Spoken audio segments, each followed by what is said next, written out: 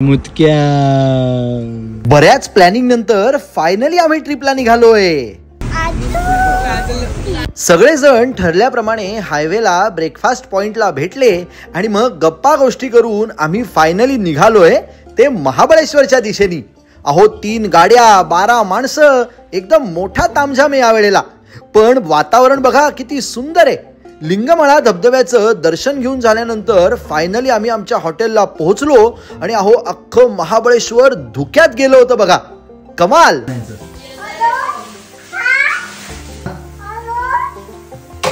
पोचल्या पोचल्या आपल्या मनीमाऊच्या दंगा मस्तीला सुरुवात झाली। तिला फ्रेश केल्यानंतर आम्ही सगळ्यात पहिल्यांदा उतरलो खाली आणि पोहोचलो तिच्या लाडक्या ओवीताईपाशी। मग काय त्या दोघींची दंगा मस्ती सुरू होणारच होती।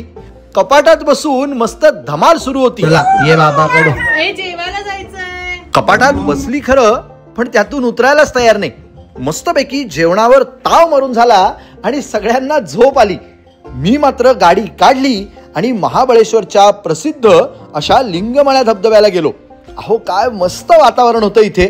बऱ्यापैकी पाऊस पडत होता आणि सगळीकडे नुसते ढग पसरले होते। पण तुम्ही महाबळेश्वर मध्ये आलात तर ह्या धबधब्याला नक्कीच भेट द्या। अहो इथे पोहोचणं एकदम सोपं आहे। सुरुवातीला तुम्हाला 25 रुपये तिकीट काढावं लागतं। तिथून पुढे साधारण 150-200 पायऱ्या चढल्या उतरल्यानंतर तुम्ही त्या धबधब्यापाशी पोहोचता।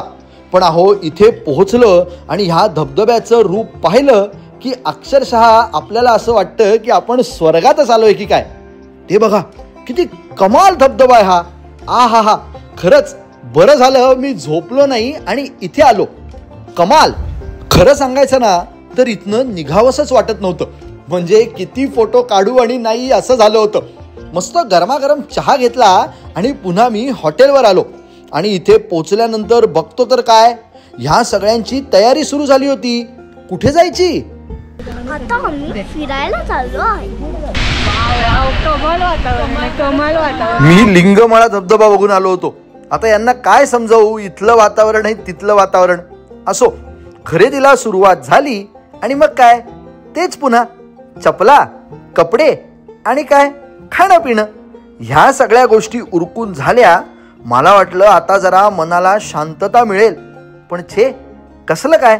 हॉटेलवर पोहोचल्यानंतर आम्ही नक्की काय खरेदी केली आणि खरेदी केलेल्या गोष्टी नक्की कशा आहेत ह्याच्यावरती खरेदीपेक्षाही जास्ती चर्चेला सुरुवात झाली। खरंच धन्य आहेत या सगळ्या। नंतर आपल्या मनीमाऊला घेऊन महाबळेश्वर मध्ये आलोय तर स्ट्रॉबेरी विथ क्रीम तर खाल्लंच पाहिजे ना। काय म्हणली?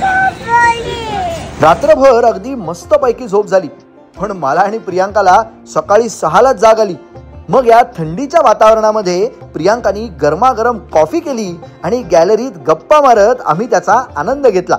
थोड्या वेळांनी कॉफी पिऊन झाली आणि आपली मनीमाऊ उठली ना, मग काय तिच्यासोबत लाडीगोडी मजा मस्ती धमाल केल्यानंतर फायनली आम्ही पुण्याकडे जायला निघालो।